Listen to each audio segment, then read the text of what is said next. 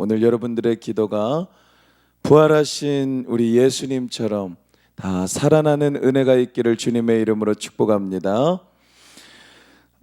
오늘 말씀은 누가복음 24장 13절로 35절 말씀을 중심으로 왜 부활이 중요한가라는 제목으로 말씀을 상고하도록 하겠습니다. 오늘 이 시대는 부활이라는 것을 정보로만 여기는 사람들이 많습니다. 정보. 특별히 모태신앙 친구들은 부활의 이 내용을 사실 잘 믿지 못해요. 교회 다니는 지 오래되었어도 잘 믿어지지 않는 채로 교회를 다니고 있는 어린 친구들, 또 젊은 세대가 많습니다. 그렇기 때문에 다른 말로 하자면 지금 이 시대는 부활의 능력을 믿지 않기 때문에 부활의 능력을 경험하지 못하고 부활의 능력이 나타나지 못하고 있는 세대라고 할 수 있겠습니다. 수많은 교회들이 지금 이 시대에 그리스도의 부활을 믿는다고 말하지만 그 교회들의 현 모습은요, 절망 가운데 빠져 있는 경우가 많습니다. 또 낙심한 채 엠마오로 향하여 가고 있던 두 제자처럼 많은 교회들, 많은 성도들이 예배와 사명의 자리에서 떠나 세상을 향해 나아가고 있는 것을 우리는 보고 있는 것입니다. 그 이유는 무엇일까요? 많은 교회들이, 많은 믿는 자들이 주님을 만나지 못하고 있고 성찬을 통해서 주님의 임재를 경험하지 못하고 있기 때문입니다. 그러므로 오늘 본문을 통해서 우리는 이 부활이라는 사건, 예수님의 다시 살아나심이라는 이 사건이 역사적으로만이 아니라 지금 우리에게도 동일하게 일어나야만 하는 부활의 사건임을 배우게 되는 은혜의 시간 되기를 간절히 축원합니다. 오늘 본문 13절에서 보니까요, 두 제자가 나옵니다. 이 두 제자는 예수님과 공생의 기간 3년 반을 함께한 사람들이에요. 그러니까 이 사람들은 사실 믿음이 없는 사람들도 아니고 신앙생활에 연륜이 없는 사람들이 아닙니다. 그런데 그들이 예수님의 질문에 대하여 뭐라고 대답하냐면 우리는 예수가 이스라엘을 구속할 자라고 바랐노라라고 대답했다는 것을 우리는 보게 됩니다. 미완성된 믿음. 사랑하는 여러분, 우리가 믿는다 할 때에 바라는 것인지 아니면 그것이 확실한 것이라고 내가 굳게 믿고 있는 것인지를 구분할 줄 알아야 됩니다. 3년 반 동안 예수님과 함께 신앙생활을 했지만 엠마오로 향한 이유가 있는 거예요. 그들은 바랬습니다. 그렇게 되기를 바랬지 그것이라고 믿지는 못했어요. 그러나 그들은 그것이 믿음이라고 생각하고 3년 반 동안 예수를 믿는다고 생각하고 따라갔기 때문에 막상 그 예수께서 십자가에 달려 죽음을 당하신 그 사건을 보자마자 그들의 바램은 깨어졌죠. 우리도 마찬가지라는 것입니다. 보고도 믿지 못하는 시대, 말씀은 듣지만 감동이 없는 교회의 현실이 바로 이런 모습입니다. 사랑하는 여러분, 믿음이 없으면요, 믿음이 없으면 말씀을 들을 때에 또 하나님의 기적을 보게 될 때에 해석이 어떻게 되느냐? 부정하게 됩니다. 부정하는 해석이 됩니다. 그러니까 저는 그런 경우를 너무 많이 봐요. 아이들을 사역하고 있기 때문에 지금 기성세대의 모습과 그러니까 어떻게 보면 이제 은퇴하실 연배의 성도님들과 지금 자라나고 있는 10대, 20대, 30대 이런 젊은 분들을 볼 때 차이점이 뭐냐 하면은 하나님의 은혜를 경험한 체험이 있을 때에 어르신들 같은 경우에는 그 확신을 가지고 믿음으로 나아가시는 경우가 많아요. 다 그렇지는 않지만요. 그런데 이 어린 세대와 같이 이렇게 소통을 하다 보면요, 수련회를 갔대요. 하나님을 뜨겁게 만나는 경험을 해서 눈물도 막 흘렸고 회개가 쏟아졌고, 그런데 하나님이 살아계신지는 모르겠대요. 방언도 했대요. 그런데 안 믿어진대요. 기도를 해서요, 응답을 받아서 학교 문제를 해결받고, 그리고 친구 문제를 해결받고, 가정의 문제를 해결받아서 그 기도 나눔을 해요. 그런데 잘 안 믿어진대요. 어제도 이렇게 큐티 나눔을 매일 해요. 학생들과 함께 제자 영육반에서 계속 큐티를 올리는데, 저희 중고등부 학생들 몇몇 친구들도 뭐라고 고백하냐면, 지금까지 솔직히 부활이 믿어지지 않았다. 부활이 믿어지지 않았다. 부활이 안 믿어졌었다. 사랑하는 여러분, 왜 우리가 이 다음 세대 양육에 힘을 써야 하느냐? 이 세대는요, 바램의 신앙을 가지고 있어요. 엠마오를 향해 내려가던 이 두 제자처럼 바라기만 해요. 믿는 것이 아니라, 하나님 살아계시면 나 이거 좀 해보세요. 해주세요. 좀 보여주세요. 그럼 믿어볼게요. 마치 예수님에게 어떠한 표적을 보여주면 내가 믿겠다. 그 표적을 보여주면 어떻습니까? 다른 표적을 보여주면 믿겠다. 이거와 너무 유사하지 않습니까? 실제로 지금 이 시대 상황이 그러한 방향으로 흘러가고 있다는 걸 우리가 알아야 한다는 것입니다. 그럼으로써 말씀을 잃어버린 교회는 방향을 잃고 어떻게 된다는 것이에요? 예루살렘을 향해 가는 것이 아니라 예루살렘, 하나님의 그 도성이 아닌 세상을 향해서, 반대 방향을 향해서 나아가게 될 것이다라는 것을 오늘 말씀을 통해서 우리는 알게 되는 것입니다. 그러므로 예수님이 이 두 제자들을 책망하시죠. 25절부터 보면 미련하고 선지자들의 말을 더디 믿는 자들아 지적하시는 거예요. 미련하고 더디 믿는 자들아. 왜 그렇습니까? 믿음은 감정이 아니기 때문입니다. 다시 말해서 제가 조금 전에 언급했던 어린아이들, 젊은 세대들의 이 바램의 문제는 어디서 기인하냐면, 내가 기분 좋을 때는 믿는다고 말한다라는 거예요. 근데 내가 수가 살짝만 틀리면 안 믿는다고 얘기를 한다는 거예요. 감정에 기인한 신앙이 실제로 이 시대 교회 안에 많이 자리 잡고 있다라는 거예요. 그래서요, 저는요, 너무나 시험 드는, 저도 시험 들죠, 목사인데. 어떤 때 시험 드냐면, 어떤 권사님이 교회 안 나온다 그랬대요. 시험 들었다고. 감정으로 믿는 거예요. 바라기만 하는 거예요. 교회는 이래야지, 하나님이 나한테 이렇게 해줘야지. 여러분, 이 바램의 신앙이 얼마나 위험한 것인지. 예수라는 존재가 이렇게 해줘야지라고 바랬던 그 두 제자는 어떻게 됩니까? 자기의 바람이 꺾인 그 순간 바로 떠나버리는 거예요. 우리도 마찬가지입니다. 사랑하는 여러분, 믿음은 감정이 아니라 말씀에 대한 신뢰인 줄 믿으시기 바랍니다.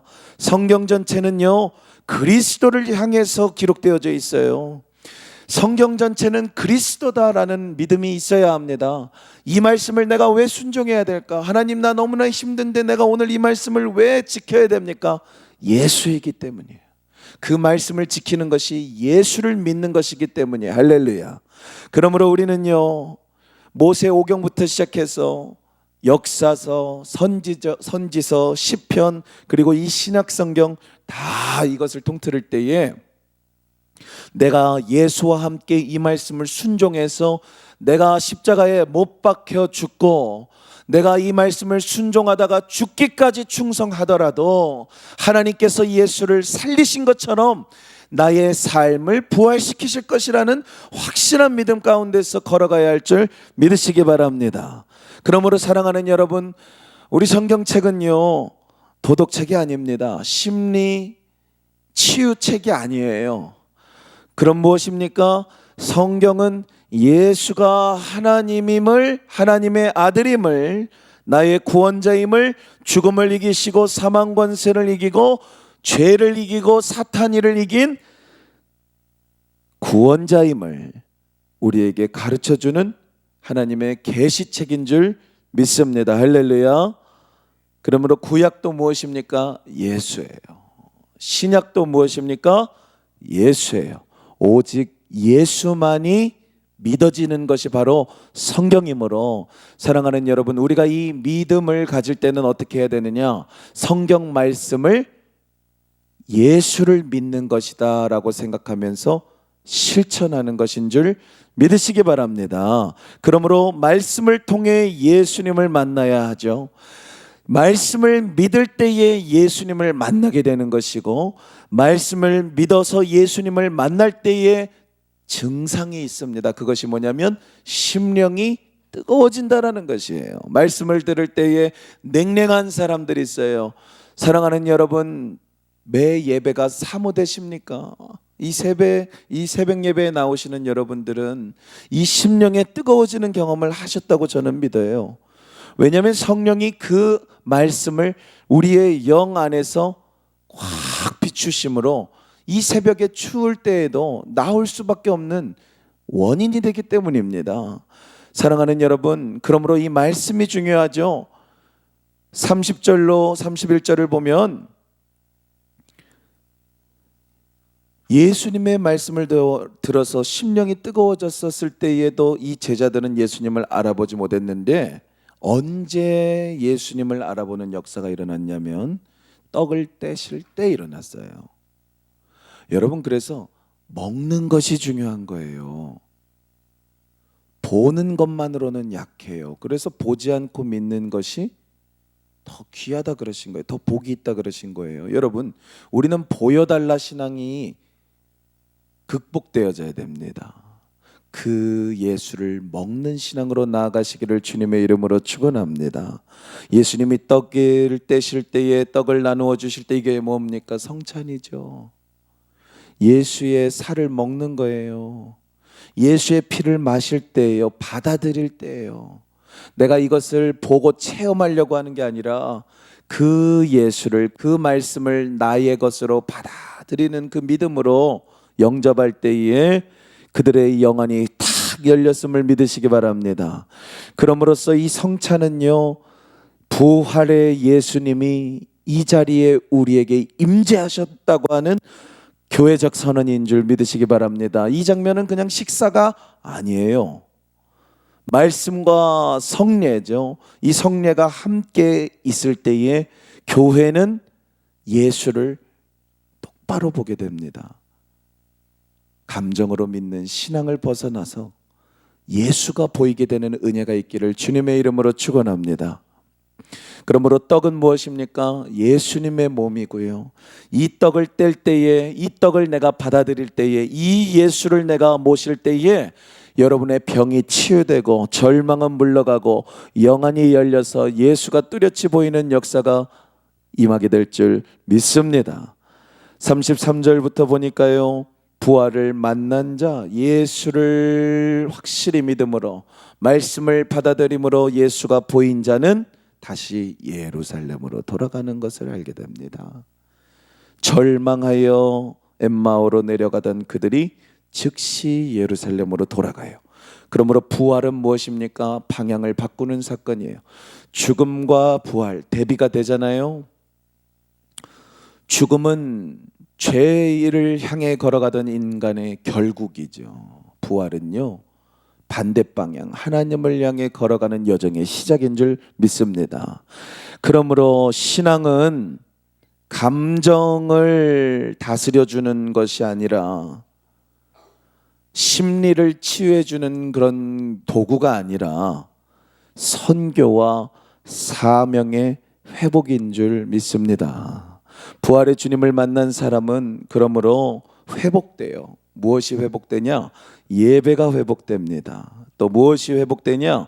사명의 자리에 회복이 됩니다. 또 성령의 충만함이 회복이 됩니다. 이것이 무엇이냐? 진정한 부활신앙인 것입니다. 그러므로 사랑하는 우리 성도님들, 오늘 우리가 회복받아야 하는 것은 바로 부활하신 예수님의 임재입니다. 여러분, 심령이 뜨거워지기를 사모하시죠. 그 사모함을 넘어 예수의 임재 속에서 하루하루를 살아가시는 은혜가 있기를 주님의 이름으로 축복합니다. 그 임재가 어디에 있다 그랬습니까? 말씀에 있다 그랬습니다. 믿으셔야 되죠. 바라는 게 아니라요, 믿으면 소망하게 되는 거예요. 그런데 믿음 없이 소망하는 것은 감정적인 신앙이 되니까 말씀을 믿음으로 확신 가운데에 바라시는 여러분들 되셔야 하고요. 성찬 속에 있다 그랬어요. 예수의 임재, 지난 금요일에 저희가 이 성찬을 했잖아요. 그 속에서 다시 한번 나는 정체성을 돌이키게 되는 거예요. 나 기독교인이구나. 이렇게 더러운 나에게 예수가 그 피를 뿌렸구나. 내 안에 예수의 피가 흐르는구나. 사랑하는 여러분, 이 성찬식이 참 귀합니다. 그래서 기도해 주세요. 우리 젊은 세대들이 이 성찬의 의미가 무엇인지를 깨달아 알 수 있도록. 우리 청년들도 많은 큐티 나눔을 했는데 솔직히 지금까지는 성찬식 때 그냥 맛있는 빵 먹었어요, 이렇게 고백하더라고요. 아, 교회에서도 포도주를 주네, 알딸딸해서 좋다, 더 많이 주면 좋겠다, 이런 나눔이에요. 그들이 그 성찬식 때 와서 예수의 임재를 경험하게 해달라고 기도하는 우리 어른 성도님들이 계실 때에 우리 행정교회는 훌륭한 아름다운 미래가 보장될 줄 믿습니다. 말씀을 맺겠습니다. 사랑하는 여러분, 여러분은 지금 어디로 가고 계십니까? 예루살렘, 하나님이 여러분을 부르고 계시는 사명의 자리로 나아가고 계십니까? 아니면 나의 바람이 이루어지지 않았기에 엠마오를 향해 신앙이 흔들린 채로 현실의 무게에 눌려 뒷걸음질 치고 계십니까? 예수님은 낭망하여 엠마오로 가던 제자들을 꾸짖지 아니하시고 말씀으로 동행해 주셨습니다. 성찬으로 영안을 열어주셨습니다. 그리고 그들을 회복시켜 부활의 증인으로 다시금 예루살렘 사명의 자리로 돌려보내셨습니다. 오늘 우리에게도 동일하게 말씀하고 계십니다. 말씀을 믿음으로 나를 만나거라. 성찬으로 내 임재를 경험하고 나를 바라보거라. 그리고 예루살렘으로 다시 가거라. 여기에서 우리는 두 가지를 기억해야 됩니다. 첫 번째, 말씀 없는 신앙은 뜨거울 수 없다. 경험이 아닙니다. 횟수가 아니에요. 체험이 아니에요. 기도응답의 횟수가 아닙니다. 말씀입니다. 모든 말씀은 예수를 계시함으로 말씀을 믿어야 우리는 예수가 믿어지는 줄 믿으시고, 말씀이 가슴을 불태워야만 우리의 신앙은 다시금 예수를 바라볼 수 있고 예수를 받아들일 수 있는 신앙이 회복된다는 것을 기억하시기 바랍니다. 두 번째로, 성찬 없는 교회는 예수를 볼 수 있는 눈이 열리지 않는다는 것을 기억해야 됩니다. 성찬은 그냥 의식이 아닙니다. 부활하신 예수님을 엠마오로 가던 두 제자가 만났던 것처럼 부활하신 예수님을 이 시대에 살고 있는 우리가 만나는 자리입니다. 그러므로 이 성찬을 통해서 지금도 살아계신 예수님을 우리뿐만 아니라 우리 다음 세대도 만나게 되는 은혜가 있도록 우리가 기도해야 하는 것입니다. 사랑하는 여러분, 그 성찬을 통해 우리가 큰 은혜를 입었죠. 그러면 어떻게 됩니까? 예수님의 못자국 난 손을 보게 되고요, 회복이 시작되고요, 치유가 임하고요, 사명이 되살아납니다. 그러므로 부활의 증인으로 예루살렘을 향하여 다시금 전진하게 되는 것이에요. 예수님이 살아나셨다면 이 자리에 앉아 계신 여러분도 오늘 이 시간 살아나야 합니다. 죽은 믿음, 죽은 예배, 죽은 관계 속에서 이제는 나오시고 이제는 말씀 대신 예수 그리스도를 붙들고 일어나시는 은혜가 있기를 주님의 이름으로 축복합니다. 그 능력을 받은 자는 반드시 살아나요. 다시 걸어가요. 다시 말하게 돼요. 사랑하는 여러분, 이렇게 고백해야 됩니다. 주님, 저도 엠마오로 가던 제자였습니다. 은혜를 받기 위해서는요, 회개를 해야 되는 것이에요. 하나님, 나는 너무나 잘하고 있는데 왜 이렇게 됐어요? 아닙니다. 바람이 먼저 앞섰기 때문에 실망하고 낭망한 것이에요. 그러나 믿는 자는 실망하지 않습니다. 믿는 자는 낭망하지 않아요. 그러므로 만약에 우리가 마음이 연약해져 있었다면 회개하고 오늘 말씀을 통해 다시 예루살렘으로 돌아가기 원한다고 기도하시는 여러분 되시기를 간절히 축원합니다. 축원합니다. 말씀의 사람이 되시기 바랍니다. 성찬의 사람이 되시기 바랍니다. 부활의 증인으로 살기 원합니다. 이번 한 주간 여러분, 우리가 부활주일 기념하여서 무엇을 해야겠습니까? 못자국 난 손을 내밀고 부활하셔서 여러분을 바라보시는 예수님을 우리도 바라보고 그 손 붙잡고 일어나는 부활의 신앙인들이 되시기를 주님의 이름으로 축원합니다. 기도하겠습니다.